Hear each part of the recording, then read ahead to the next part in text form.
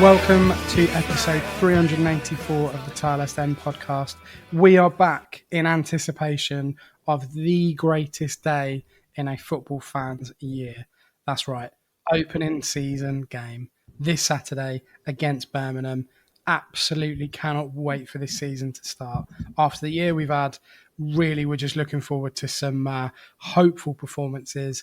Not so much expecting, but we're ready to get back into proper competitive football after our previous season finished on the 28th of April, would you believe? A very, very long summer indeed.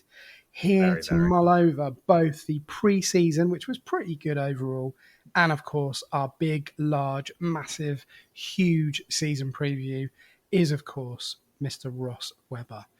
Ross, apart from the opening day of the season, what's the second best day of the year for you? Oh, for me, okay. I thought you were just going to ask in general what's the best day of the year, and I would have teed you up with some SummerSlam stuff because I know that was the weekend. Just I like that. Yeah, good. Yeah. What's the best day of the year? I'm gonna go with actually more like best day every other year is the first day. Like with this being like this is about the first day of the season, right? It's the best day of the year. Anything can happen. The first day of an international tournament. Or sometimes the second day, actually, when it really kicks off and that festival of football starts and you're just watching like Paraguay versus Slovenia or something at 3:00 in the afternoon. Golden. That's a great answer, actually. I was really hoping you were going to say something like that and not, something boring like Christmas or your birthday. Right. But that actually, do you know what? Every other year, the second day of a major tournament. Yeah, that's great. I love that. Yeah, because the first day is more about like the ceremony and the like first game, and it's always the hosts win 1-0 in a boring game, unless you're Scotland, in which case you get demolished. But of course, no, the second day is great when it all kicks off. Yeah.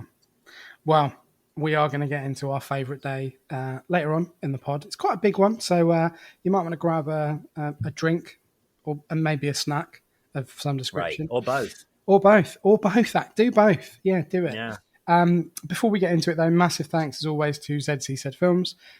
They have signed on. I think we said this like 3 times over the summer, but they have signed on for another year. We appreciate them. We respect them. We love the fact that they still want to continue to support our podcast. And I was saying to someone yesterday, they'd asked how long we'd, both myself and Ross have been doing the pod. And I said, pretty much a year. And they said, how have you managed to keep it going after the season that you experienced? And I said, I don't know. I really don't know. No. We've done if we had one season, Mark had some nasty seasons too. Not quite as bad as the pitch invasion, but he put up with it too, I guess. So just a lot you get put with if you're a Tilehurst end host. Exactly. But listen, it's an absolute privilege to bring this season preview to you. Absolute privilege as always for us to fill your ears with our words and stuff that we talk about. And we're going to get into a pre-season review. I've got to be careful how I word these things because there's 2 separate things on the pod today. Don't want to confuse them. This is a pre-season review, which we're going to get into after this short break. Come rain or shine, it's time to relive the latest match action with the recap. This podcast is sponsored by ZCZ Films, Reading's oldest ultras. Right, welcome back to episode 384 of the Tilehurst podcast. Myself and Ross are here, first of all, to talk about the last few weeks, really. We've done sort of pods over the summer, which you would have listened to, and bits and pieces that we put out. So if you listened to those, thank you very much for that. I hope it kind of got you through a bit of a fallow period with the football club, to say the least, really. But we are kind of wrapping up the pre-season schedule. Any way you look at it, Ross, it's a huge improvement on this time last year when we were going into, our first season back in League One after many moons, and not having won a single game in pre-season, not looking like winning a game in pre-season at all. This one, stark contrast really. I'll just remind everybody of the results. So we beat Watford 2-0 right at the top of the summer. Lost to Millwall 2-1. Beat Woking 2-0. Beat QPR 1-0. Lost to Cardiff 2-1 and beat Hull most recently the weekend 2-0 as well. With I think there was a behind closed doors fixture against Ipswich, which we drew. I Somewhere in there. can't remember what kind of 11 that was, but that was a game as well. On the whole, Ross, pretty damn good, right? It'd be tough to complain, wouldn't it? I mean, like, obviously, when you don't do well in preseason, it's very easy to just say, "Oh, it doesn't matter. It's just preseason. We'll see. We'll see how it goes once the season starts." But yeah, I'm obviously less inclined to do that when it's a good preseason. And actually, I think like the former form of that sentence is more a bit of like coping if you know that your team didn't play well in preseason and things aren't looking good. Like we didn't play well in preseason last year and then we started really slow. Like that can definitely happen. It hasn't happened this year in terms of the preseason. It's been a good one. I think I can't remember which player it was. It may have been, I think it was Ben Elliott because he was talking about it in his interview because he scored at the weekend. Was saying that everyone's had an extra year to I'm going to use the term like download Sellers' sort of style and the way in which he wants to play. It's obviously a lot more complicated than the style they were playing under Paul Ince before Sellers came in. So some of those players who were playing a more traditional direct style of football have had to go to playing a very modern style, sometimes too modern, like we saw with the 4-2-2-2 experiment right at the start of Sellers' tenure. But no, overall, I think it's been a good preseason. I think that the players seem to know what they're doing. The flexibility in the positions in the squad is useful. There's still holes that need to be filled, but every player seems to know what they're meant to be doing. Even the guys who have just come in, like Kanu or Garcia, who we hadn't got to see much before, even when they're not playing, not doing things just on an individual level that I think are perfect, they clearly know what they're meant to do. Like they have an idea of what it is they've been told to do and which spaces they can allow the opposition into and which are off limits. So I think it's really encouraging that the team seems to understand what Sellers wants from them, and they're really flexible in how they achieve results. It's an interesting one, isn't it? I mean, picking up on what you said about pre-season, when anyone ever says to me, "I was just pre-season," my response is, "What's the point of doing it then? If it's just pre-season, why would you bother going through that process?" And even at the very, very, very low level that I played back in the day, pre-season was massive. Like it's when you got your, well, you improve from being unfit to a little bit fit to be able to play the games. But from a mental point of view, in terms of just that muscle memory, remembering what you have to do on the pitch, remembering how your teammates play and stuff, it's a huge thing. And looking back, there was so many comments throughout last season where, well, what do you expect when we haven't had a pre-season, we haven't done this, we haven't done that, or whatever. It's very, very difficult then to turn around and flip it the other way and go, well, it doesn't matter, because it massively did, in my opinion, the way that we started last season. We did a really big, well, I say a big job, but we talked a lot about the QPR game last week on the pod. Since then, we played Cardiff, lost 2-1. I don't think we were hugely outclassed in the game. I think, in their league, Cardiff will do all right, really, and there's expectation on them to do that this year. And then, of course, we had Hull at the Stade DSCL, which, from my point of view, being in the stadium was a very, very good performance. I don't think Hull were as good as Cardiff, but actually there was a lot of positives to take out of what we did. And just, touching on the 2 goals that we scored, what were you most impressed by in terms of us going forward and scoring those goals in that game against Hull? I keep calling them Hull City Tigers. It's not rugby league, is it? But I feel like they tried that though. Yeah. Didn't they try that? I thought they did try to call themselves the Hull Tigers or whatever. But they got a really good. I mean, sidestepping it, but they got a great badge. They got a really great badge, like proper old school Tiger. Badge, But the goals, Ross, shoot goals. I do think that I do agree with you that Hull weren't as good as Cardiff. I thought that Cardiff had a period, especially in the second half in the midweek, where they were able to just kind of go, all right, steady on. We are a championship team. We should do all right. But Hull, just never really got it going like that. I thought that their number 19 up top was useful, but they just couldn't really find him with the right service.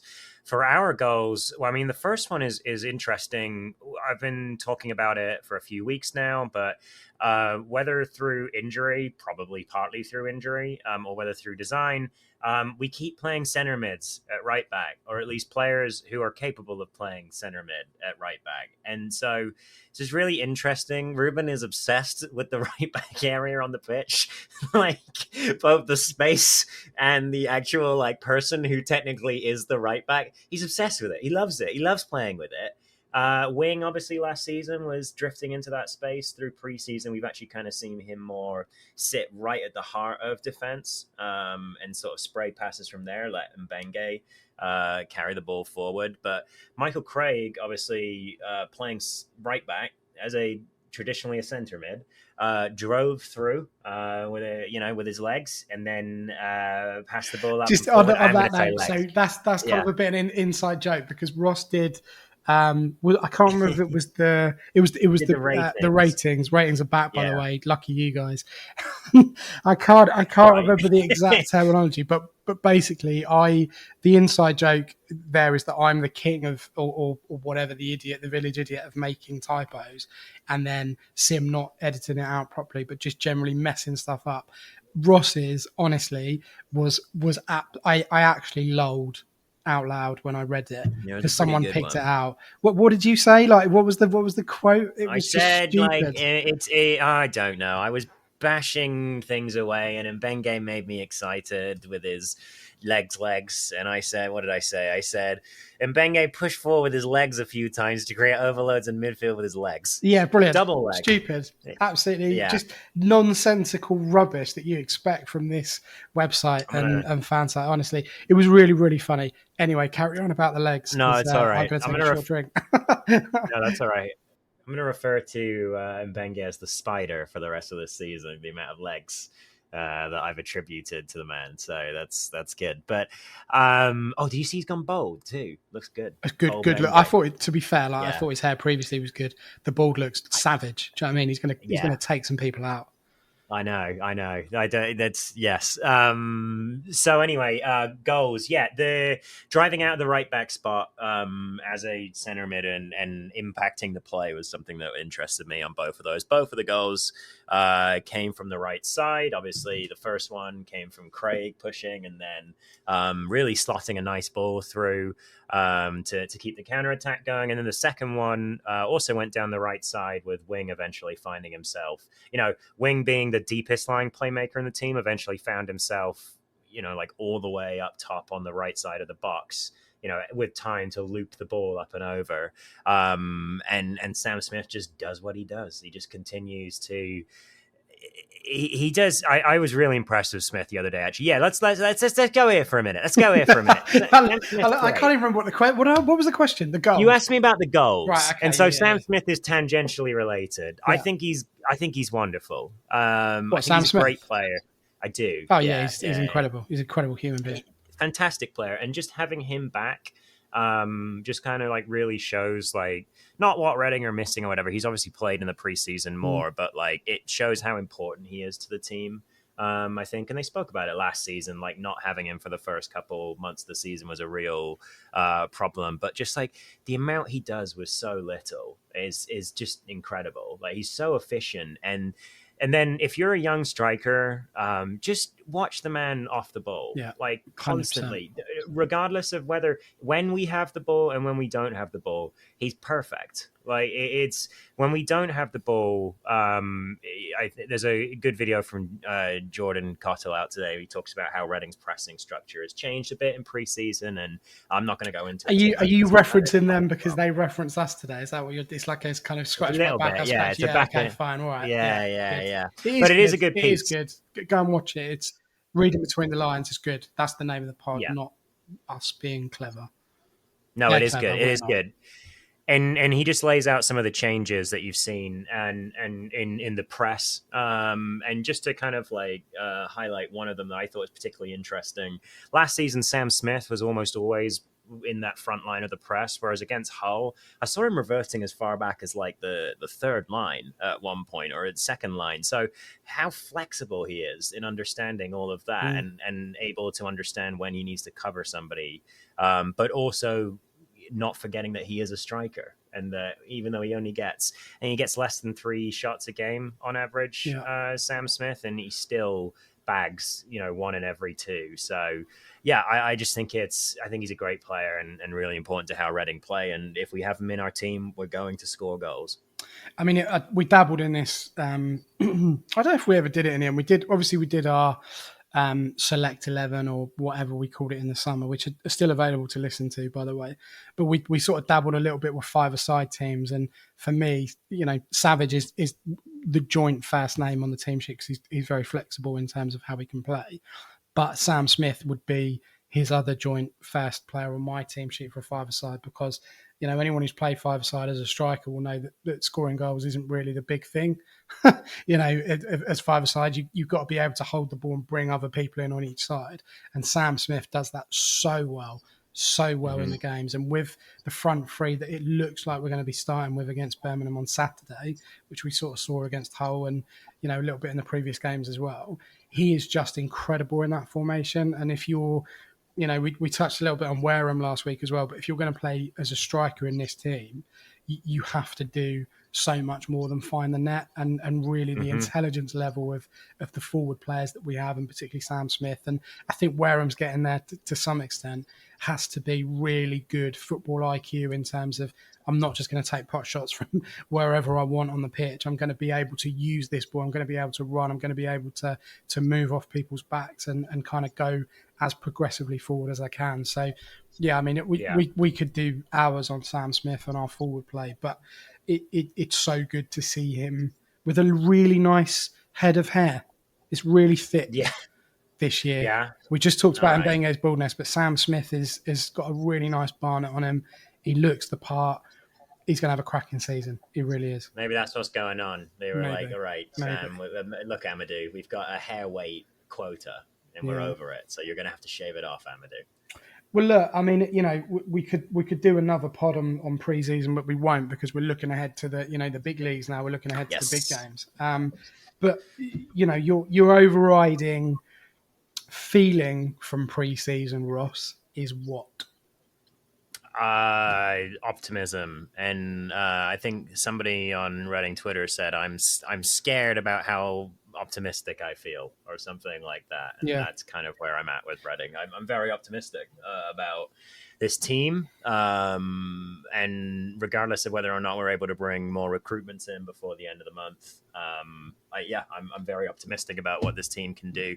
I love how settled they look as well, and how comfortable they look, and just the compactness that we've seen over the last 2, 3, 4 weeks in these games. Like, it really, really positive stuff. And like you, I'm optimistic, but I'm not expectant. I'm more hopeful than expectant because where we were last season, and we'll get into that in a minute. We'll get into that later on. But look, it's a positive pre-season. Really, really enjoyed the games that I saw. The 3 games over the last week that I saw. Really, really enjoyed them. Lot of stuff to look forward to, I think, moving forward.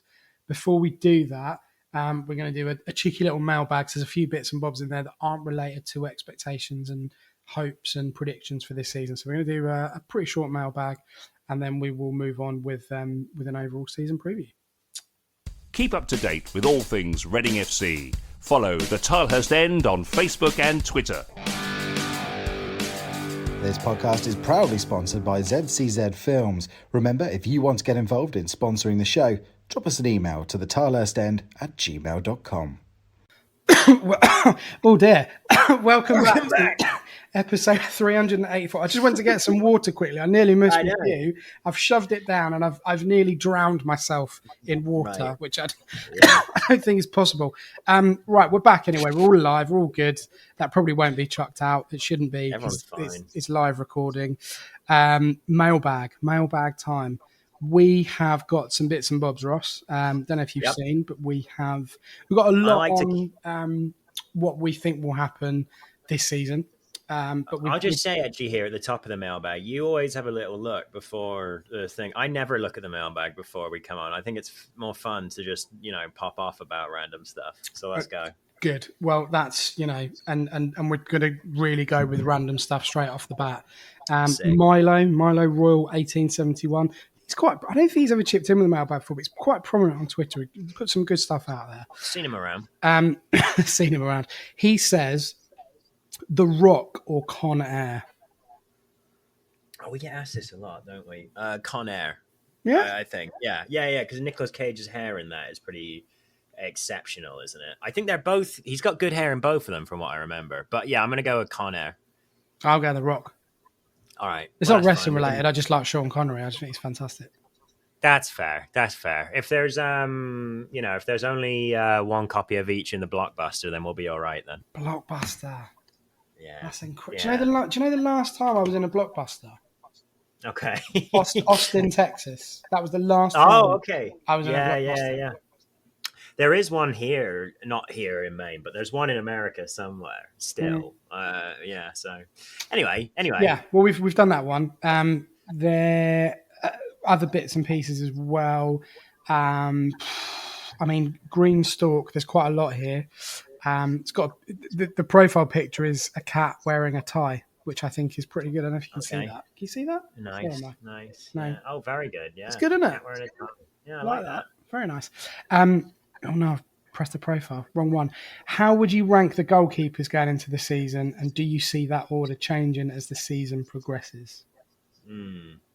I mean, obviously Pereira is going to be number one. So the second part of that question is tricky, right? The first part's relatively easy. It's going to be Pereira and then Kanaya Boys Clark. Kanaya Boys Clark during the Cardiff game made an error in the opening minutes, and it resulted in a goal. He got the ball kind of caught in his feet when he was trying to play out from the back. So to his credit, he recovered it really well in the game. Like he wasn't fantastic, but he did the basics well. And I thought he made some good saves. Yeah, he was all right. And any other, potentially in a league game, that would have collapsed like a warm Easter egg. So he didn't, and he stood up to it, and he was all right. Yeah.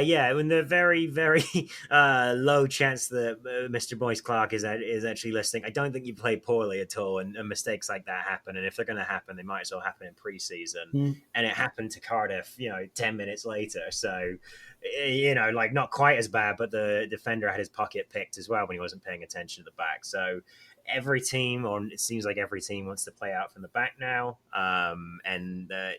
That I think is the better way to do it, but you are going to run into situations like that occasionally. So it's going to be Pereira and then CBC. However, I could see it changing as the season goes on. I don't think Pereira is as safe in the position as I don't know if I just don't think he's like completely safe in that position yet. And Button's still at the club as well. So I thought Button had left. I thought he'd gone. I really did. It's an oversight on my part because I thought he'd left. I didn't realise he was injured. But that's what we're told. He's still here and he's still under contract and he's injured. So I think he'd have a. Go ahead. I was saying I think he'd have a tough time getting back near the team, David Button. Now I think we've decided Pereira is the superior goalkeeper to him, and so if Pereira is going to be replaced, I would think with CBC. I like CBC. Yeah, so do I. I want him to succeed really badly. I really do. Me too. And I think there's a player there, and I'm even if it doesn't work out with us, I can see him having a somewhat similar career post us to what Luke Southwood's done so far. Yeah, definitely. Whereby he's gone and started, for a team a little lower down the pyramid for a couple seasons, on loan, and then was he on loan last season or with I don't know, Cheltenham.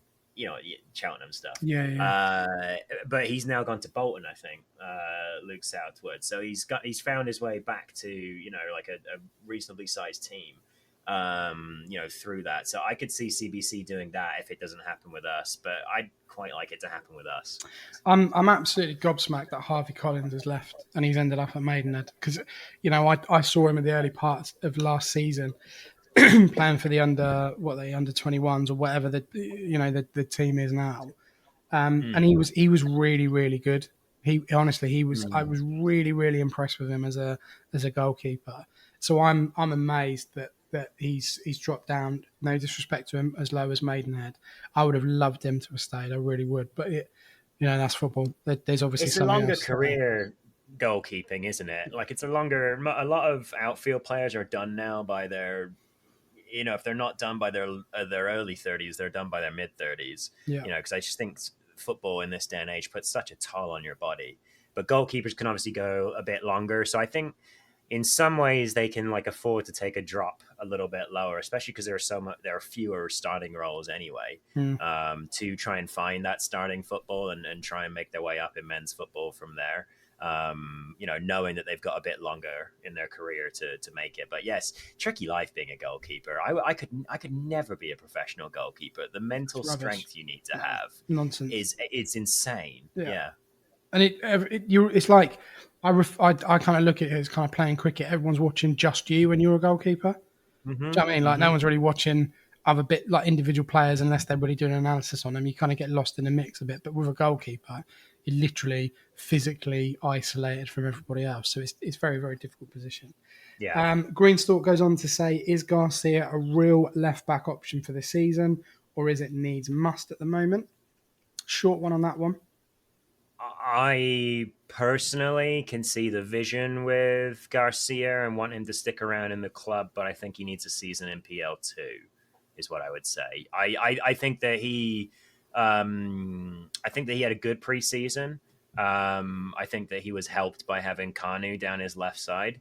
And Kanu impressed me more by being able to cover for some of Garcia's defensive deficiencies. The thing that I want to see him solve is that he just kept getting the ball knocked past him to the byline over and over again in the opening half hour by Hull, and that was enough to just move him out of position for a cross into the box. So he just needs a little bit of work on his 1v1 defending, and you can get that in the PL2. So that's where I'd like to see him go this year.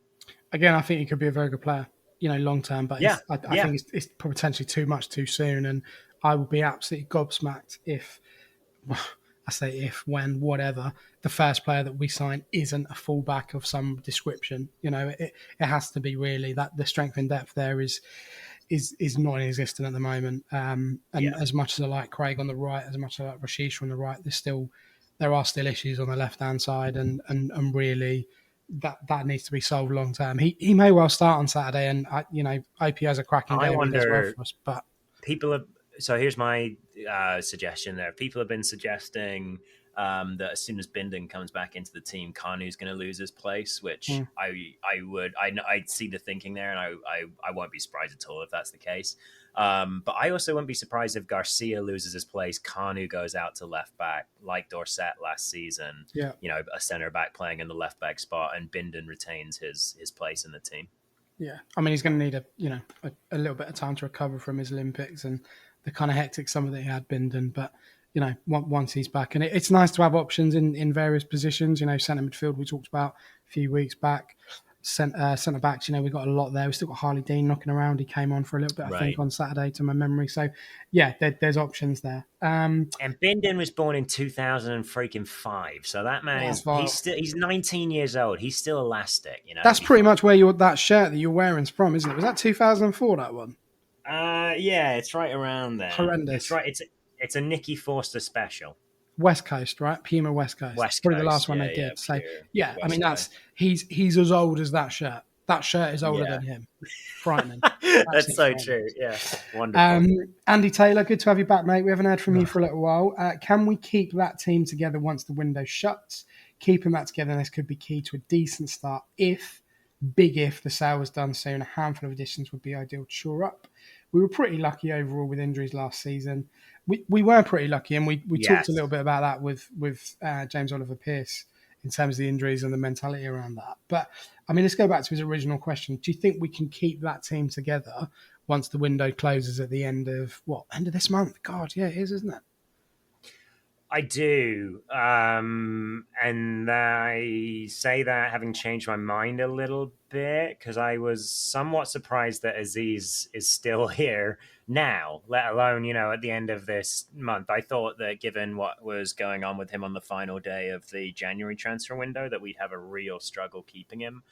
But he signed the deal. He's looking, or at least we extended, we activated a 1-year option or something on him.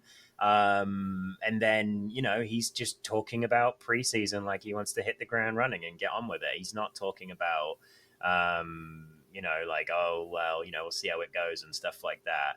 Now, footballers say what they need to say each week, and if something develops in the next few weeks, then maybe this will all look a bit silly. But to me, it's looking pretty safe that we could keep this team together going into the next month, because I just haven't seen any rumors about players leaving now for quite a while. So I don't know if the club has just completely, made its stance clear, on there, there are ways that you can, make players available and stuff if you don't want them anymore. And I just wonder if the club has said, look, we're not getting rid right now. So just, don't come calling. But yeah, at the moment, I actually am quite confident.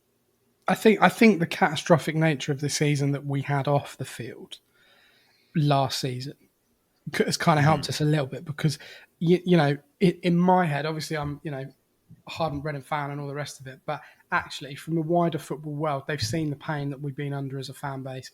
We've seen the absolute nonsense that the club's had to go through in terms of the lack of meals, the money, everything else that's happened there. So to come in, as a club and lowball Reading Football Club with an offer of a player, Reading Football could make that public and go, right, well, actually, do you know what? This club has come in and bid, 400,000 for Lewis Wing or whatever, and just make them look like the worst people at the dinner. Do you know what I mean? Like, and I think they did that a little bit around the January window. I think they did that a bit. I think Mark Bowen was saying, like, some clubs are giving us a lot of support, and that's great, and some clubs are coming in like giving us silly bids, and it's just, you're in dreamland, like it's not going to happen. So yeah, no, that is interesting. And I think we said it on the pod at the end of the season, like, both myself and Ross, and I guess other people listening to this as well, would not have begrudged any of those players leaving in the summer. No, you can't, based on what they had to put up with and the, I say trauma, but you know what I mean, like the difficulties that they faced throughout the season, for them to go, do you know what, I'm done here. Not a problem. No issues with that. I think over the summer they've seen the project, they've seen how good we were from February onwards last year, and how that form was playoff / promotion winning form, and gone, I don't know what, I want a piece of that actually. And this, we'll talk about this in a minute, but this is an ultra competitive league this year. This really is like proper good stuff in League One. And actually being part of that and being able to get out of it this season, you're going to have to be a flipping good team and a flipping good player to perform in what is essentially a really, really strong league. So, I hope, Andy, going back to your question, that we are able to keep all those players together and the squad together, because they're onto a good thing. I think they really are, and we'll talk a little bit about that in more detail. Alex Carlin says, think we should finish comfortably top half, but we'll miss out on playoffs by distance due to the lack of depth. His main point, though, his biggest worry for me is losing Sellers if an offer comes in from a championship team or a better resourced League One team. How likely is that, Ross, do you think? That we lose Sellers? I don't... I love Ruben Sellers. I want him to stick around for as long as possible. I was thinking about that yesterday too. But I was wondering if, like he gets the Luke Williams treatment or whatever, and in a few months' time he's at Swansea or whatever, or some, maybe he's at Cardiff, maybe, or maybe he's at Hull, because their manager doesn't seem up to much, in a little while. So I could definitely see Sellers being tempted to move on. I think that the thing that's going to stop him from doing so is feeling backed by any new owner that comes in, and the team, doing well and progressing with his structure and his style in place, So, I think that I genuinely, that's one of my biggest worries about the team right now too, is losing Sellers and what that would do, kind of to the club and what would be available to replace him, because I don't think you can replace Sellers with anything better with our current pulling power, personally. I was a little bit surprised. I mean, credit where it's due. I thought the commentators on the Cardiff game from the Cardiff end were superb on Wednesday night. I thought they were absolutely fantastic. Breath of fresh air. They really, really were exceptional. A lot of respect for them. They clearly had done their homework on Reading and the way that we play and the players and stuff. They were just a joy to listen to. One thing I was ever so slightly surprised by was the mention of Gareth Ainsworth potentially coming in. That's not a rumor that I've heard from anybody. That I'm not going to sound like one of these idiots that's in the know, but it's not something I've heard at all, regardless of who comes in. And I've not heard anything to suggest that the manager would be replaced either. So, that was a little bit of a surprise, really. I think from Sellers' point of view, and what is, I suppose, quite good is that the football world has basically ignored him this last season. There are a few things now that are starting to come off. I think it was Not the Top 20 podcast. Yeah, I was going to say towards the end of the season, he started to get a little bit more get recognised a bit. Yeah, and that podcast today have come out and said, if I was an owner of a championship side or a higher up League One side, I'd be looking at him straight away. You just if hope you have to that get rid of a coach in if you have to get rid of a coach in the championship and you're playing pressing football already, like we've seen other clubs in the championship trying to do that, lots of other clubs trying to do it. Then I don't know if there's a better option out there right now than Ruben Sellers. And hopefully we can get the ownership done so that getting him out of Berkshire will cost whatever club a lot of money. Well, I think he's shown that he's invested in the community as well. And, he's done a lot for the community trust behind the scenes. He's done a lot with the fan base. He's engaged really well with the media department, and not all managers previously, mentioned no names, have done that. So he's kind of gone above and beyond so far. I think the other thing to mention with him is that it's taken him, 9 months to actually have his badges to come home to roost in terms of how he wants to play, because actually, we're at this stage now where he's really started to impart, and we saw glimpses of that in February, March, April, but actually that was only towards the back end of the season. So it's clearly taken him a long time, as you mentioned with Ben Elliott's interview. He kind of alluded to that as well, to get what he wants done and done properly in the way that he wants to do it. So you never know in football, but I don't think he's going to be someone who's going to jump ship at the first option that he gets, put it that way. So, Well, last thing I'll say about that, I think, he's a coach who has been around, loads of places in Europe, seen lots of different things. He's a Valencia guy, like through and through. He's coached the Valencia youth team before, I think, the U21s.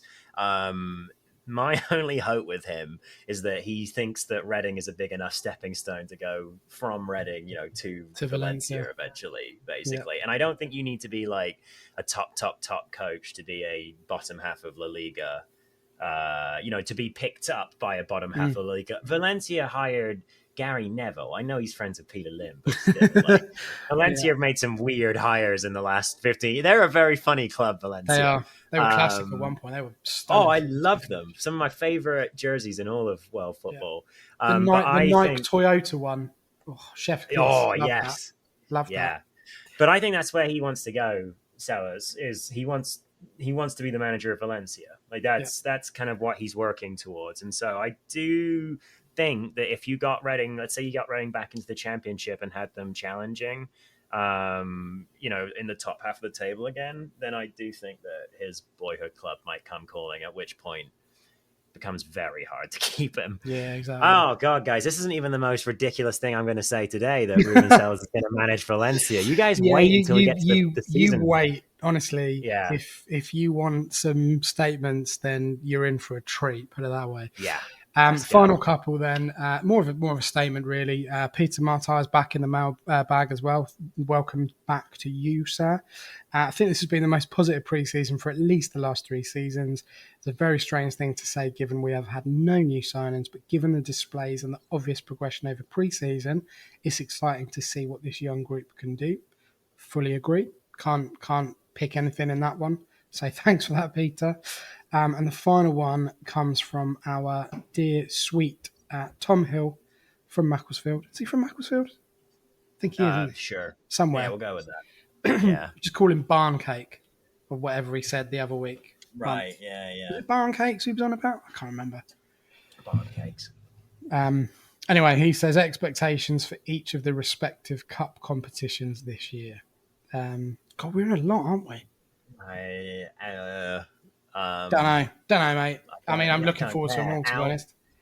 Out in first round, out in second round, out in first round. Well, look, No. with Actually, the we're in the Bristol Street second round. Motors trophy or whatever it's Yeah. called, we get at least 3 or 4 games out of that. So That's true. Yeah, we'll probably make it to the. I wouldn't be surprised if we make it out of the. We'll probably make it out of the group stage of the Bristol Street whatever pizza trophy. Yeah. And then the FA Cup will lose to some non-league team, as is tradition. Regardless of how well we're playing, like even if we're playing well, we'll lose to some non-league team. And then I don't know, pizza. What's the other one? League Cup. Out to like Colchester in week 2 or something like that. Yeah. Well, I mean, that is a round by round one, isn't it, Colchester? So yeah, feasibly we could be knocked out this time next week. Or, right, exactly. A week on Tuesday. Anyway, we digress. We're gonna get in. Thank you for that, by the way, guys. I appreciate all you chipping in with the mailbag. It was quite a big one, but there was quite a lot about expectations for this season, so we're going to kind of cover those now. We're going to take a short break. I'm going to get some more water and hopefully not drown myself with that. And then we'll be back with a season preview, having done the pre-season review. There you go. I'm getting there. We're going to talk about a couple of teams we picked out of the bag, first of all, and then obviously we're going to focus fully on the mighty Reading Football Club. So stay tuned, grab yourself another drink, and we'll be back in a short moment. Be loud and be proud and back the boys and make some noise. Come on, you Rs! Shout out to this week's podcast sponsor, ZCZ Films, showing that age is no barrier to being a hula hoop. Welcome back to the Tilehurst End podcast, episode 384. Final segment of this massive, large pod, but probably the most important point of it. And, for those people that need instant gratification from their podcast, we might even signpost that. We might just say, look, ignore the first 40 minutes of waffle and just get to this point, because this is the bit that we've been kind of asked about most by you guys listening, in terms of getting in touch with emails and questions on Twitter and other messages we've had from you, but also from other clubs as well. You've had a lot of requests from different clubs recently to kind of chip in with what we think will happen as individuals and as a group. You would have seen, if you buy it, that Sim recently did a piece in the 442 season preview, which is available now where all magazines are sold. And he's done that for quite a few years, but it was quite a big one this year in terms of what happened last year. So I won't do them out at £7 or whatever it costs to buy it, but it's well worth a read anyway. And it's just a good publication overall. It's a really good kind of edition when they knock out their separate magazine of it. So well worth a look at that. We're going to do it in 2 stages really. We picked out a couple of teams that we wanted to talk about really, and then we'll kind of get on to what we think will happen with Reading. So we'll do the teams first of all, and then we'll kind of talk around what we think will happen with us as a club. So, Ross, you've picked out a couple of teams, and I've picked out a couple of teams. Who do you briefly want to talk about first off your list? Looking at it, I want to talk about Bolton. Let's talk about Bolton. So Bolton are on my list. Bolton are in my predictions list, as it were, to get automatic promotion this season. Have you got them in that top 2, or are you a little less excited about them? Bolton, no. Yeah. Okay. No, there's some other good teams around. Bolton, obviously, they just didn't show up in the playoff final. From what I remember, they were, quite clearly one of the 3 best teams in the division last year in terms of, consistency on a week-to-week basis. They made us look very silly up at their place around Easter. And yeah, they looked pretty set on to get promotion, and they just couldn't quite pip Derby to that second spot eventually. I think that any other season they would have been promoted, so they will be eager to keep pushing forward. And I know that their ownership group is ambitious as well, so they're not looking to hang around. I don't think a playoff hangover is likely with them for longer than a month or so, at most. So, yeah, I'm kind of interested to see how Bolton go, because everyone else that I have in that promotion sort of area, that playoff list in my head. They've either come down from the championship or, ironically, up from the league below. So I think that Bolton are the only one of the teams that were here last year that I'm still pretty hot on. I think they could kick on. I think there was a lot of, and we heard this from some of the fans of some of the teams that were lower down in the league, the relegation zone sort of teams, but there was a lot of dross in the league last year,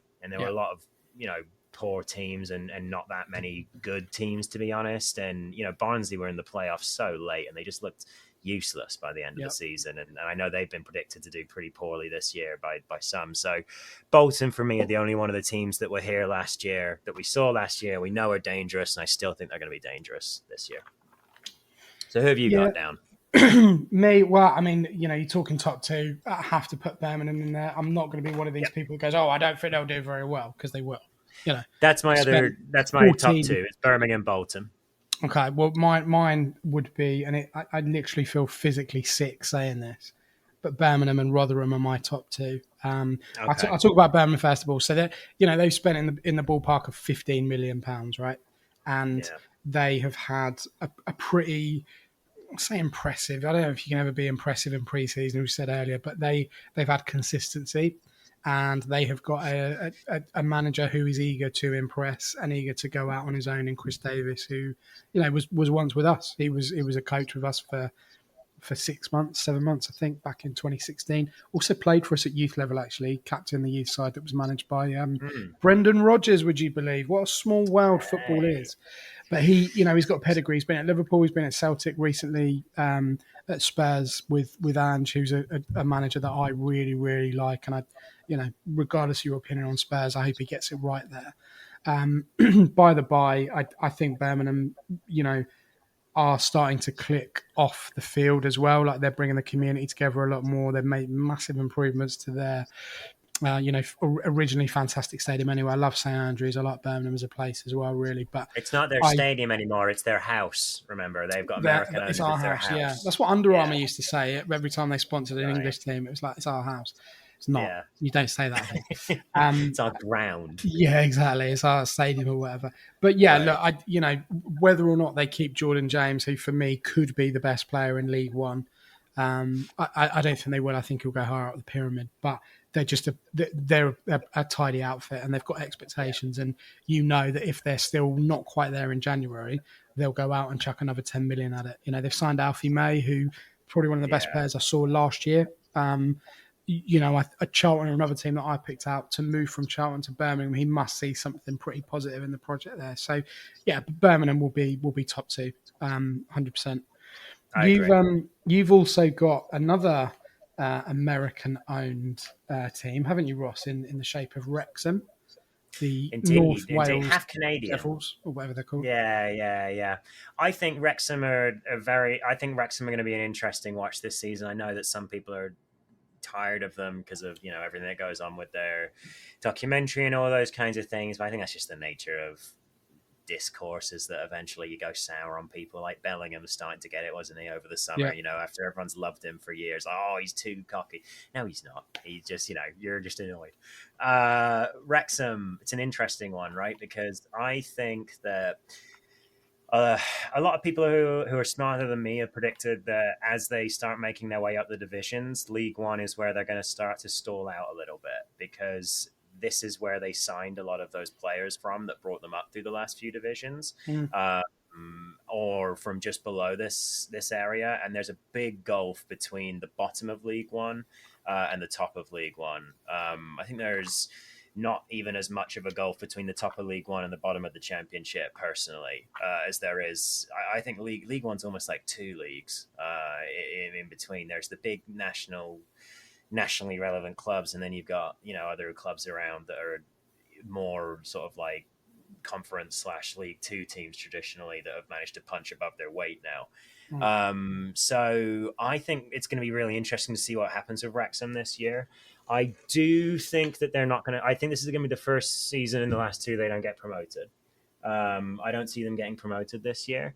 But I think they'll still have an all right season, and because of that, obviously they'll get under the skin of a lot of League One fans, I certainly wouldn't be surprised if they do end up in the playoffs by the end of the year. But really, my interest in watching them this season is, partly for us, selfishly as online content creators. I think it's going to be interesting to interact with their fan base because their fan base is huge. But I think it's just going to be interesting for me from a football perspective to see, okay, are they still able to keep pushing on, or have they kind of hit their ceiling with the first rung of players and managers and whoever that they brought in? So, and it'll be nice to see Phil Parkinson again, so can't complain about that. This is it. You can look at it and you can take the easy option, go, I'm sick of Wrexham, blah blah blah blah blah, but there is not a Reading fan around that wouldn't want what they've got. Oh yeah. Apart from 100%. the inflated ticket prices and the entry, the money they've got to pay to get into the fan zone. Apparently they've got to pay like a £10 surcharge just to get in a fan zone, just to walk through it. Oh really? But it's like going to Spoons on a Friday night. Exactly, yeah. It's football economics for you. But look, there isn't a Reading fan around that wouldn't want that and that exposure. So, yeah, rest assured when you come to our house, the Stade DSCL, and you'll be sticking that on Disney Plus. We'll get it to you. Don't you worry about that. Right. Let's get us on Tubi, the free streaming service. I'll chuck something together for them. There you go. Can they put my YouTube videos up? Like, it's a good documentary. Like the way to see how football club is run. I know a lot of it's brought up for the cameras and stuff, but actually, there's some all right stuff in there. Like as a document, like just listen to the fans and the journey they've been on.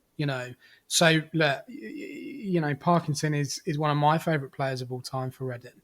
But I agree with you. I don't think it's going to be easy for them. I think they might have underestimated how difficult this league is going to be. Really, it's a massive step up. So we'll watch that one with eager eyes.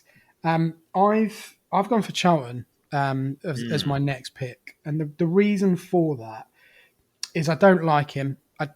In truth, I can't stand him. But there's something about Nathan Jones. There is something. Oh, I thought you were talking about Sim. No. Why would we talk about Sim with Charlton? I don't know, but it just amused me the way. Oh right, yeah. We could just chuck it in as a bit of. I don't like him. In fact, I despise him. Yeah. Anyway, it could be Sim. It could be Sim. Tell me about the weasel that is Nathan Jones. Sorry, Nathan. It's just something. It's just weird, isn't he? He's just very odd. One.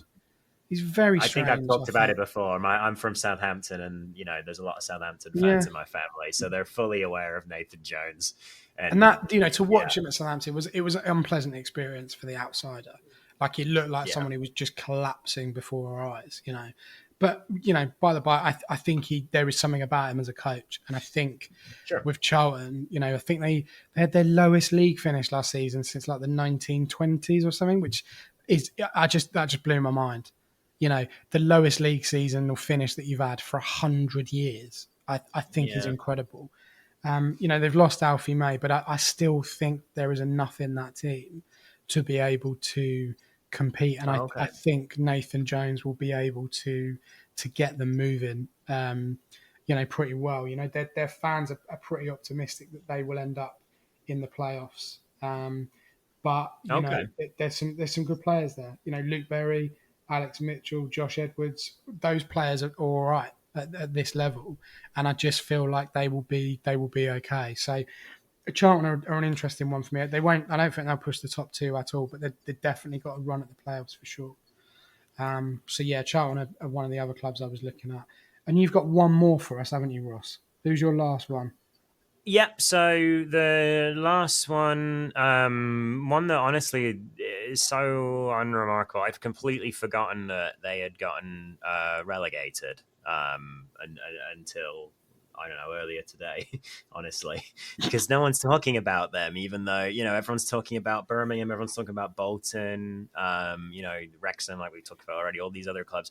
Huddersfield came down last season too, and from what I remember, it's a little while since they've been down in League One, maybe 10 or 15 years or so. I can't quite remember, but that's going to be a really interesting one. They've got a pretty good manager in Michael Duff. Again, there's some good coaching in League One now, which is good, and obviously he's had success or at least he's coached this similar level with Barnsley before.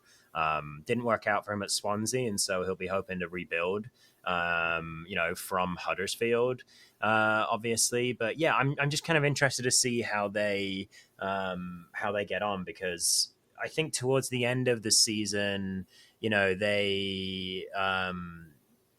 towards the end of the season, they started to look a little bit better than they had. Maybe, I don't really know. They just sort of sleptwalked into relegation last year, from what I remember. And I just think that they had like 4 managers, though, didn't they? Was it 3 or 4 managers in the end? They had. I mean, it's just shambolic, really, absolutely shambolic. Yeah, so I guess, really, I'm just kind of interested to see what's going on there as much as anything, and why they haven't had much in the way of, talking up like they're going to kick on and stuff like that. So I guess the other two, I had concrete reasons, like, oh, Bolton, they're going to be good. Wrexham, this is interesting because, what's going to happen now that they've reached where they bought their players from. Yeah, I'm just kind of interested to see what on earth is going on in Huddersfield. And it's always a lovely away day. So there's that. Yeah, true. And Patrick Stewart's Barmy Army. And who doesn't like Patrick Stewart? So, right. Look, I mean, Huddersfield, we've been up and down the road with Huddersfield so many times. And actually, I've always found their fans to be pretty respectful. We got relegated there, didn't we? Season before last. And actually, they were all right. Both the messages that they sent to us at the Tilehurst End, but also the way they behaved on social media and the way, by all accounts, they were in the stadium with Neil Warnock there. So, I don't have any issues with Huddersfield at all. I think you're right. Everyone's kind of bypassed them. I think the key with them really is that Michael Duff needs to be given time. 3 or 4 managers, as I said earlier, in a season, you have to give the new guy time. And I think there's a bit more money there than he probably had at Barnsley, and he got them to the playoffs. So there's no real reason why he can't potentially do that again with the players they've got. So, Huddersfield are one to look out for. My final pick was originally going to be Cambridge, because I was interested to see why everyone was writing them off. But actually, the news that broke earlier is that Ollie Norwood is currently training with Stockport County. And I did a little bit of digging into Stockport County, and they have signed a lot of players. Okay. And by all accounts, obviously they won the league in League 2 last year, but they didn't play what was deemed to be their best football, in inverted commas. I don't know if that's true. I'm going to be honest with you, listeners. I don't really know much about Stockport County other than the fact they've got a bit of ambition. I know. Yeah. Shambles, innit? Do your research, Ben. But I did on Stockport, and they have got players like Jack Diamond, Lewis Fiorini, Jay Mingy, and Jaden Fevrier from Colchester, who were quite highly rated by their fans, having a little look on the message board as well. I think that they will be quite good. I think they will surprise some people, and there is an ambition there to be able to compete at the top of the table. It's not beyond the realms of possibility that they can get in the playoffs, and the fact that Ollie Norwood is there. This is a player that really could still be playing in the Championship, right? I know he's obviously just left Sheffield United, who were in the Premier League last year, but that's quite a coup if they pull that one off. Sure. Oh, yeah. That's quite a big signing, isn't it? I wouldn't mind that still. If we didn't have so much centre mid depth, that'd be all right. I know. So, yeah. Interesting one here. Just thinking, just after we've been through our list of people that are kind of, I know you want to talk about Cambridge a little bit. But I just found the Opta analyst predictions for the season, and Opta do some really good stats for League One that we use. They kind of give us some useful stuff about play style. As you can see, passes per defensive action with Reading, which is very low because they're a high pressing team, things like that. They've got Bolton number 1, they've got Birmingham number 2, and they have Huddersfield number 3. So maybe discount everything I said. If you're wondering, they have Reading 11th, but they've got Rotherham 7th. Wycombe Wanderers 9th. I mean, shut up. Come on now. Yeah. Don't so we'll silly. Post that as well. But that's an interesting one because it is very data led, and their data is not bad. And just to blow out what I've said as well, they've put Stockport in 17th. so I can just shut my mouth, really, can't I? Yeah, 'Cause but I they don't got know him anything. higher than Wrexham, so that's True. pretty impressive. So anyway, but let's get on. Let's talk about Reading. Let's talk about us. Let's talk about us. Yeah. Let's talk about us. Who cares? Where is Huddersfield? Yeah, no one even cares. Somewhere up north where they just literally never heard of Mansfield Town. What is that? Nonsense. Right. Listen, we've got a big article. I should probably do my part for it, actually, but we've got a really big article coming out.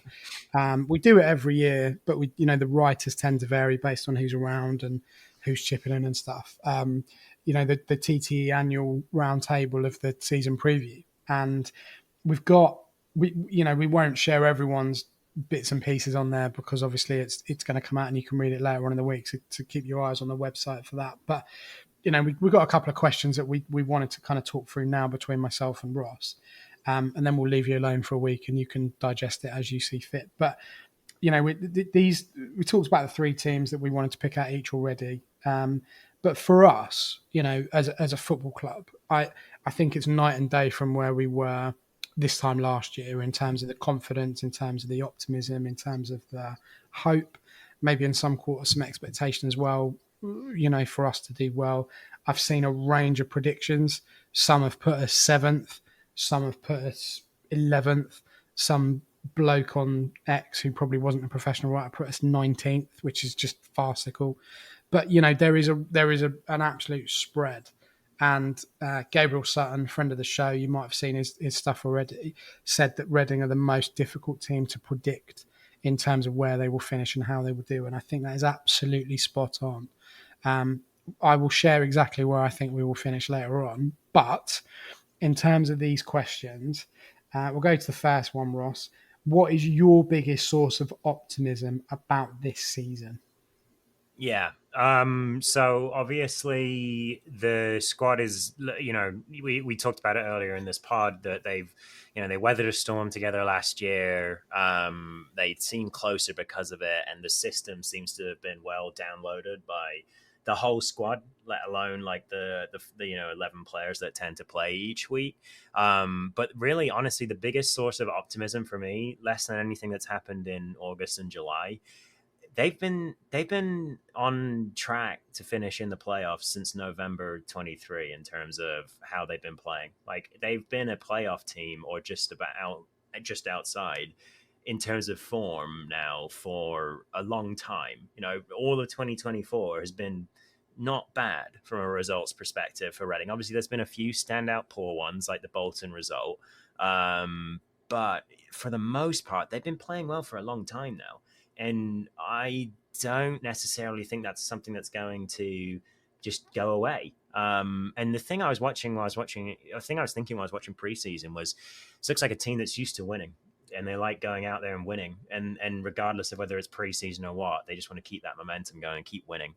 So yeah, obviously it is an optimistic time to be a Reading fan right now in general. But I think even if you look at it over the long term, it's been a good year so far on the pitch. Yeah, I think that's a good point. We go back to the Cardiff pre-season friendly, and Sellers was very down after that. And I think someone said, for God's sake, cheer up or something. But actually, that's a good mentality to have. Winning is a hard habit to get rid of. And actually, these players want to prove themselves. They're not going to, as we said, they're not going to take any crap on the pitch from anybody. They're not scared of anybody. And they are doing some really positive stuff overall on and off the pitch as people. And that counts for a lot, really. Flipping that ever so slightly, I'll do this one, Ross. What's your biggest worry? Well, for me, Sure. that we're still in the same position that we are now off the field as we are in 6 months' time. I don't think, and we can't. It's out there. We're not saying anything untoward here, but I don't think that the takeover is going to suddenly solve all the problems at the club. And I think what we really need is for the new person to come in, or people to come in and just do the absolute basics. We're not going to have a massive reset. We're not going to get a raft of new players. We're not going to suddenly see, all the parts of the stadium that are falling apart suddenly fixed. But actually, there is a lot of goodwill in the fan base. And my worry is that, we get to sort of September, October, November, and a takeover still isn't done. And then we're in that same situation again, where we're still on tenterhooks waiting to see if things are paid Yeah. each month. That's really the key for me. And actually, what we need is someone to come in and go, I own this football club. This is what I'm doing. You might not like it. This is where we're at currently. And then we move on from there. For me, that's all I want, really. I think the stuff on the pitch, I think will generally be okay. I really do. I agree with what you're saying about optimism. But the worry is that stuff off the pitch continues to decline to a point where it becomes even more embarrassing than it has been, really. So that's really my biggest worry. I'll give you one. Hang on, I'll give on. you one on the pitch as well for the biggest worry. Two little quick things. My worry off the pitch is that the season, or on the pitch, sorry, is that the season could be punctured by an injury to a key player, and I think that I don't see the lack of depth as big of an issue as it gets talked up as, because of the level of understanding of the system and the squad. Like, it seems like players can just come in and just plug in and know what they're doing. But there are a few players who are not replaceable. Now, Femi Aziz would be the number one for me. We don't have a replacement. There isn't one, which I think is shown by, how he gets a different person substituted in for him every time, because who knows what the best thing to do with him is. Sam Smith as well would be a big loss. So I think that if we suffered an injury to one of those players for a long time, that could really dent our season, I guess. Do you know what? I was going to ask you a really basic, crude question in who do you think our key player is? And while you were talking, I was trying to answer it myself, and I can't. I can't say to you who our key player is. And I think that's a real positive, because actually you could say, Sam Smith, but actually Sam Smith doesn't work if he hasn't got Aziz on the right-hand side. Right. You could say Lewis Wing, but he needs Charlie Savage or Ben Elliott next to him. You could say Harvey Nibbs, but actually he needs to be able to be elevated to be able to do the work as well. So there's so many players, and that's Mbenge. Like, I think Mbenge will probably be our player of the season this season, based on what he's been doing and the confidence and the quality. But that, for me, that's great. That I can't sit here and go, I watch him every week. I can't tell you who our key player is, in my opinion. I can't give you that information. So that in itself is a real source of optimism for me. Moving to the manager. I mean, we kind of, it won't come as a shock that we love him, even though I publicly said I wanted him sacked around November time or whatever, and it just wasn't. No one was in a good place, and all the rest of it. And if he ever does come on here or I meet him, I will say, look, hand on heart, I wanted you gone. I sat in my car after a game in blooming Baltic November and said I wanted you sacked, but here we are. Massive piece of humble pie, which I'm very happy to eat. In short, what do you make of the job that he's done so far? I just think he's the best. I think he's one of the best managers of the division. I just think he's great. I love him. Yeah. I don't really know. He doesn't take any crap. He doesn't. I just love him. I don't really know how to talk about Sellers, because he's just like he is very much my kind of manager. But the fact that he went out there, and when the rubber met the road and things weren't going well, he turned it around. Love it. I just can't. Yeah, I really think he can dig himself out of most holes. I hope that I'm right about him, because I think he's great, and I just think that I want his legacy at Reading to be a very positive one, and so regardless of how it ends, I want that. Do you know the biggest compliment that I can pay him is that I have never heard him make an excuse once. No, he doesn't. And even when he's happy in context. He's like, okay, that's good, but I want this next, basically. Like, he's always, it's that sort of, in my own coaching style, I like to be very positive and very, like, positive affirmation, never really saying, no, don't do that. Like, it's always like, okay, this was good. Let's move on and do this. He's always like thinking of the next thing. Like, okay, we were good here, but we can keep getting better. Like, he's very aware of where Reading are on the rungs and wants them to keep progressing. So just a great manager, man. Like, I love the relationships he's formed with some players. I love him and Femi speaking Spanish together on the touchline. And, him and Mbenge at the end of the season last year, that was great stuff. So, yeah. he's got to be able to manage those players as well this season. He's got to be able to really kick in with the man management. I'm not saying he's not done that previously, but there's going to be a lot of players that are going to be pretty miffed on Saturday evening when they're not in that starting 11. And that really is the biggest thing. So we've got a lot of players that are on the same level. And actually, you look at the oversubscribed departments that we talked about, central midfield, centre back, for example, like he's going to have to manage those players in the game time really, really well to keep them wanting to buy into the project that's created here at Reading Football Club. So that's going to be a real tough one for him. Who will be Royals' top individual performer this season? For me, I think it's Mbenge. I think this is the season that he either becomes a great player or he stays at the level he was, which is kind of all right, but prone to making horrendous mistakes. I've seen nothing in pre-season that's indicated that he's going to go, the latter. I think really he's going to go the former in terms of really elevating, being a leader in this team, coaching those young players, particularly in defence and midfield, about how he wants them to play too. So for me, Mbenge is 100% up there. He's a character. We know that.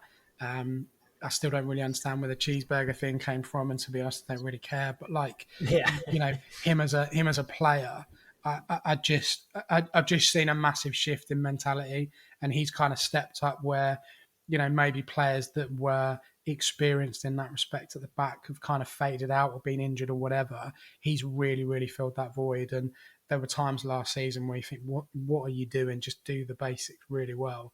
He's doing that and more. He's chasing balls down, he's making tackles, he's tracking runners, he's marshalling that defence, and really him and Bindon together. I don't think this is outlandish in terms of the next question I'm going to ask you, but I think they can form one of the best centre-back pairings in the league. I really do. I think they're fantastic. So, I'm getting goosebumps talking about this now. Like I'm feeling it on my arms. Like I just feel what? Come May when we're bowling around the town centre in an open-top bus parade or whatever.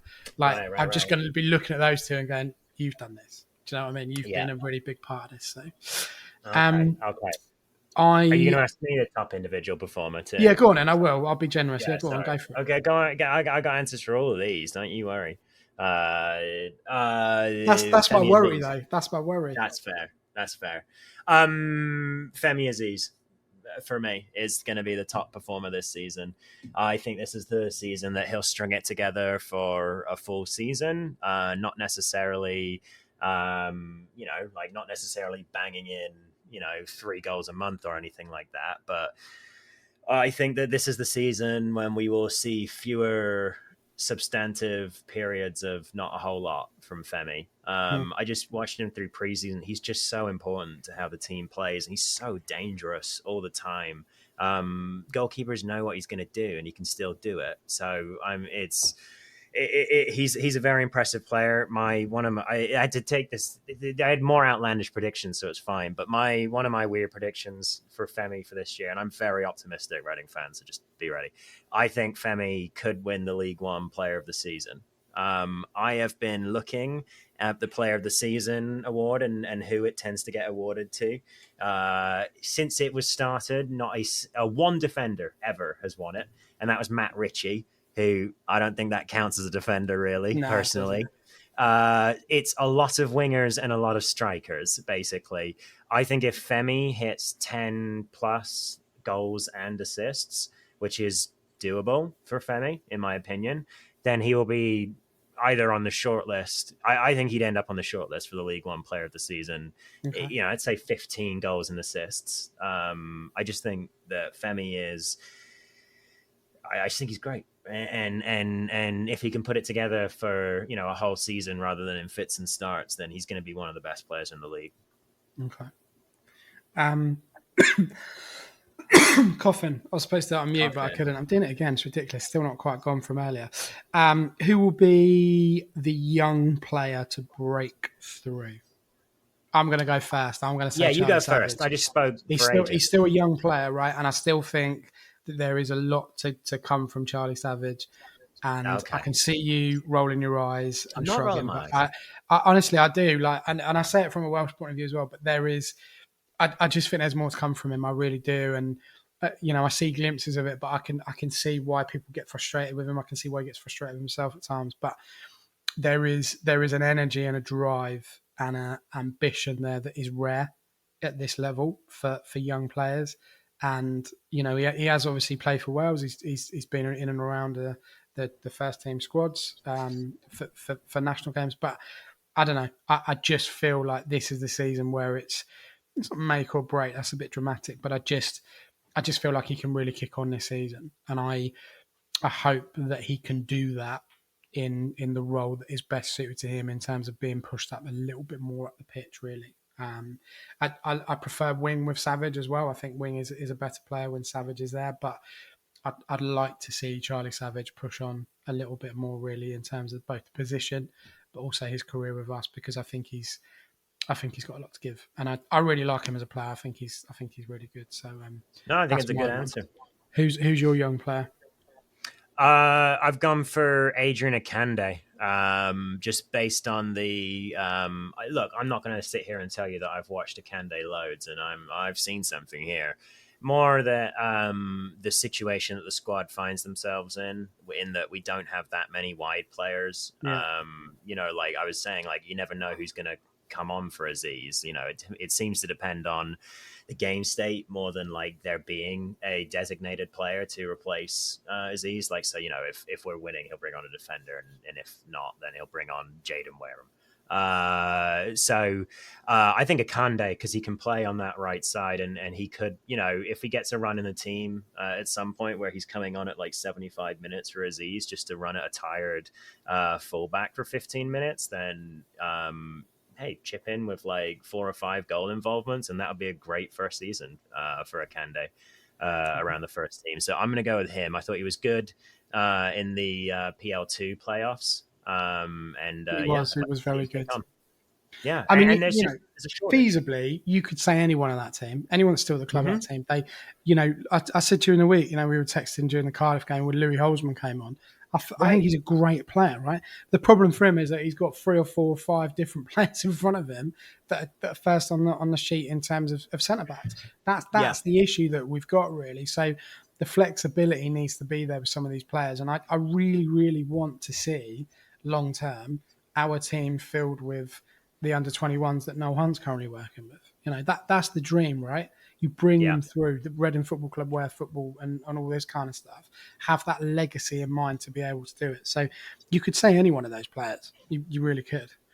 He sort of already touched on it. I mean, I like Femi Aziz, but League One Player of the Season is well, it is outlandish. Watch it happen. Is that the most outlandish thing you're going to say on this pod? Have you got something else more outlandish than that? I think I've got something more outlandish, like in my next section. Like, Crikey, I think I'm glad I'm sat down. Yeah, like I'm going to say an outlandish prediction now, and then I think that the thing I'm going to say in the next section will be even more outlandish to some. So I'm just warning everyone again that I've lost my mind over the summer. But anyway, my outlandish prediction: Michael Craig wins Reading Player of the Season from right back.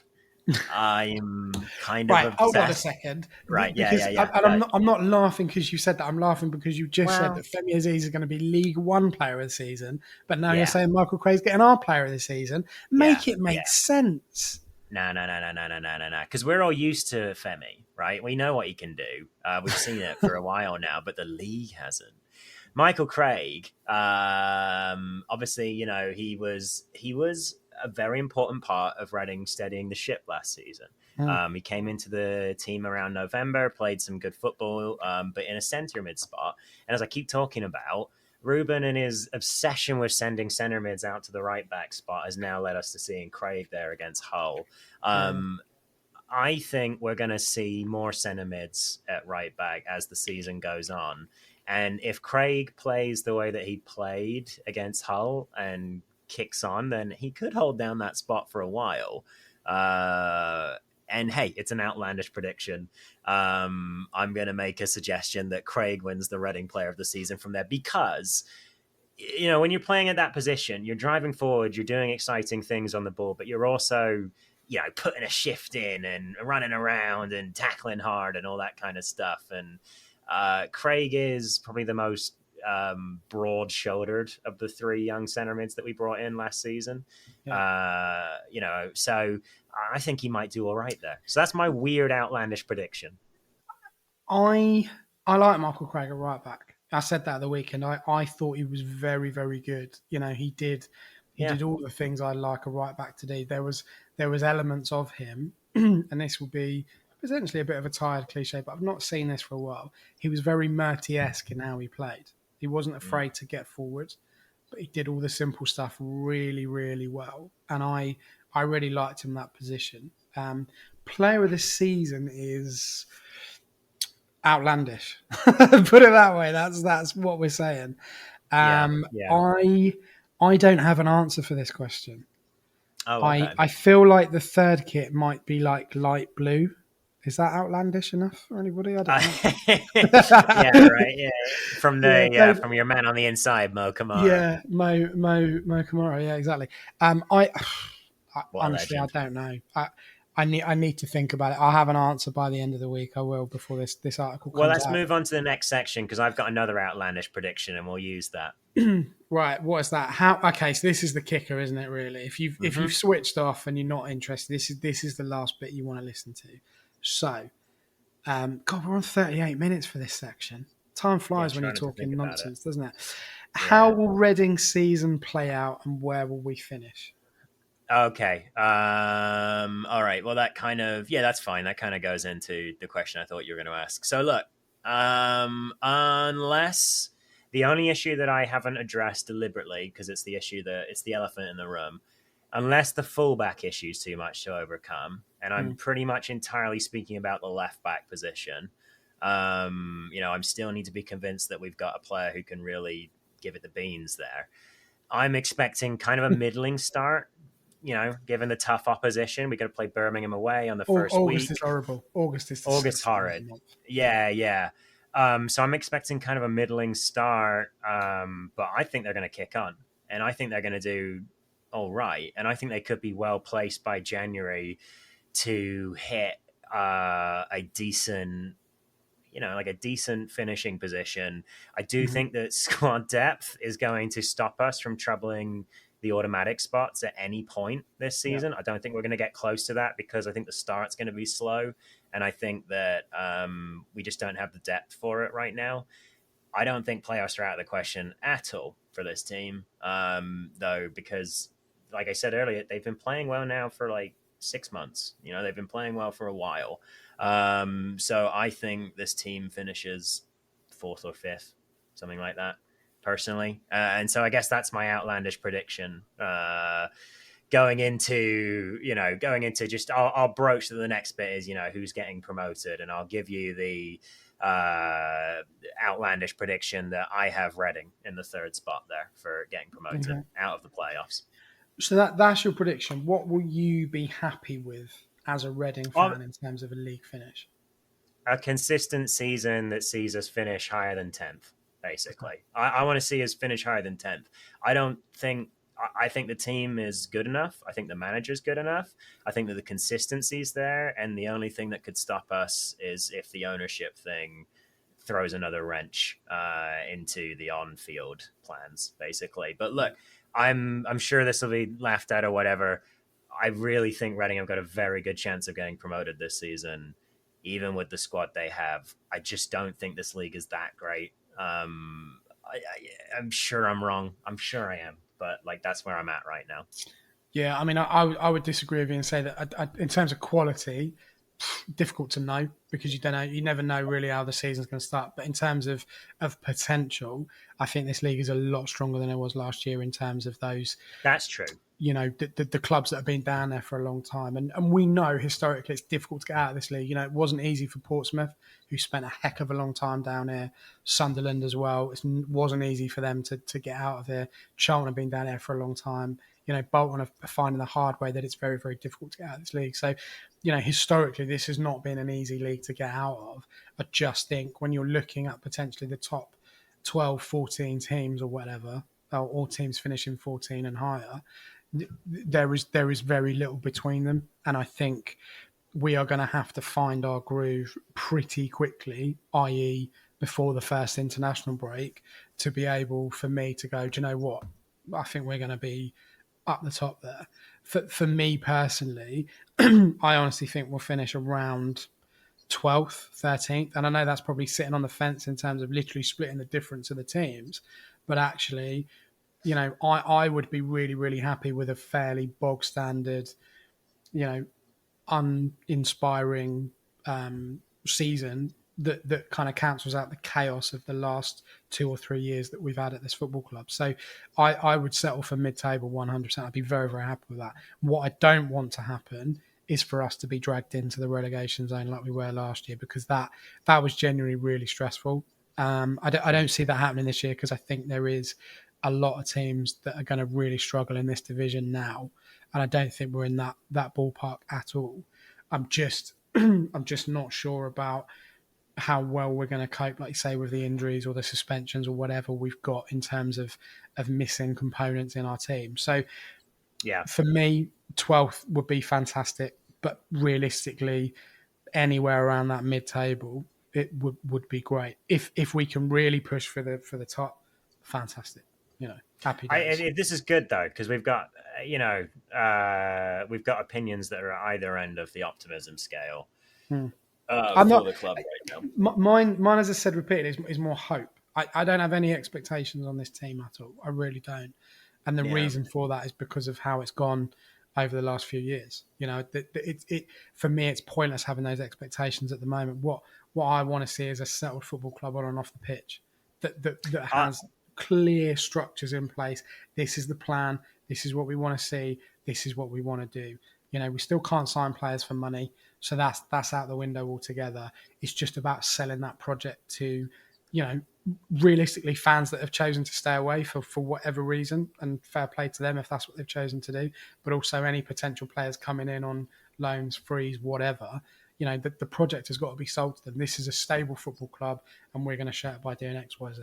That's really what I want. So, I think it's going to be an interesting season. I think we're going to compete a lot better than we did last year. I don't think we're going to see some of the disasters that we saw on the pitch last season. I don't think that's in this team anymore. I really don't. So I just think it's going to be a good season. I think it's going to be an interesting season. I got one small point to briefly defend why I think they're going to do so well, and why I think promotion is on the cards. Because I do see where you're coming from as well, and I think that solidifying things would be a pretty reasonable result for a lot of Reading fans. And like you're saying, looking at this data, they have Reading in 11th, so they have them right around where you have them as well. So that's kind of where things are pointing. I just think the momentum is such a weird and powerful thing in football. We saw Ipswich just go flying up the leagues, just by keeping it consistent. And, when they brought players in that were designed to fit, the things that they were already doing. And Reading now have this system that anyone can, come into the first 11 and fit into, basically. And I just think that, if we have a season of not stagnation, sorry, but if we have a solid season without it being a real kick-on season, is that something that then Sellers is like, all right, I've done my job, off I pop, after this season or whatever? I think a momentum is such a, it's a fickle thing in football. And especially if the takeover gets done before the end of September, I think we're going to have quite a bit of it. And that could take us on a really good run that will have us, you're in that the run in the opening games with Paunovic, and we never looked as good as we did in the opening games again for the rest of the season. But it had us competing at the top end for a long time. We competed well last year from November through, but we didn't get out of the relegation zone until like mid-January or something like that, because once you're stuck in a spot in the league, it takes a while for things to start moving. So I think there's momentum with the club already, as shown by the consistent preseason. And I think that if the takeover gets done, that's going to be such a huge release of emotion for the whole club that it should help to grow the momentum even more. That's a difficult word to say when you're saying it over and over again. So for the sake of momentum, I think that there's something weird going on with this team, and I just like the vibes that are coming off it. Do you know what is positive? Is that we're looking forward to what we're going to see this year. And that Mm-hmm. overall, I think everyone listening to this, or I hope everyone listening to this will agree that we've not had that for a long time. And actually, wherever you think Yeah. we're going to finish, we're going to a team that spent 14, 15 million, live on Sky 5:30 on Saturday, and most of our fans are excited by that prospect. That's a real momentum shift. That's a real mindset change in how the club has been viewed over the last couple of seasons, and people going, I can't be bothered to go. It's like, if you don't turn up to a game, it's like sacking off work or something. Do you know what I mean? It's one of those, which I've never done, by the way. Just don't. Right. And I'm sure you haven't either. But like, actually, the fact that we're eager and we're interested to see where this team goes is a massive, massive thing, I think. So, long may that continue. Final point, just to wrap up the pod. Very brief prediction for Saturday. I won't be surprised if we go down to a 2-1 loss. I think they're good. I think that Birmingham are a good team. They'll do well this season, like we talked about. I wouldn't be surprised if we come away with a 1-1. I would be somewhat surprised if we come away with a win. I'd love to bloody their nose on Saturday. I really would. Metaphorically speaking, I'm not advocating any violence here, but I would. We want to go to their house and show them that it's actually our house. Yeah. All right, that's smash what we're going to do. On the pitch, I think. Let's go with a 1-1 draw. That's what I think. Sam Smith always scores. Yeah, all right. So I think we were going to lose 2-1, but I'm not having that on record. So for this particular pod, I'm gonna go with you and go 1-1. Let's do it. Let's just do it. Let's just go and get there and get it done. Smash it up. Get me Metaphorically. Nice solid point on the road, on the way to promotion. Apparently, I've lost my mind. Yeah. Anyway, well, we're gonna do it. That just about sees us off for this absolutely massive mammoth pod. We told you it's going to be a big one. You know it's coming. You know these are always pretty lengthy because we've got a lot to say about what could happen. Enjoy it. You might want to do it in 2 or 3 sittings potentially. I don't know. If you've got a long haul international flight potentially that you're doing, it might be quite good for that if you can download it and use airplane mode or whatever. I don't know how technology works. But look, we've done it. We hope you've enjoyed it. We really, really appreciate your support. As I said at the start, we never ever take this for granted in terms of being able to speak to you about our beloved football club. We are desperately, desperately hoping that we have a better season on and off the pitch, and that things will start to change for this very proud, very old, but very mighty football club. Ross, thank you so much. Have a lovely week, sir. Thank you. Have a great week as well. And come on, you R's. Let's go. I'm excited. Come on, you R's. Exactly. Come on, you R's.